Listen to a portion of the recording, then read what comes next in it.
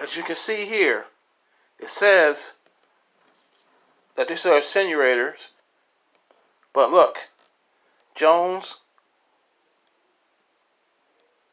Mufflers, Jones Flow Pack Mufflers, 2.5 inch. And as you can see in the box,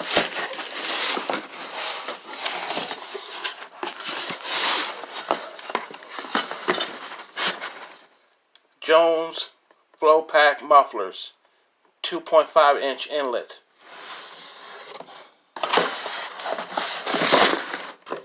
This is the second time that Amazon tried to fool me with this.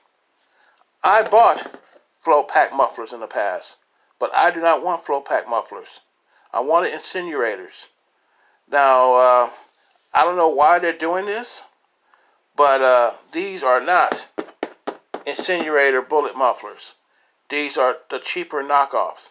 So they're giving you the price of a Bullit for the price of a flow pack. You're losing about $20-something per muffler with this scam.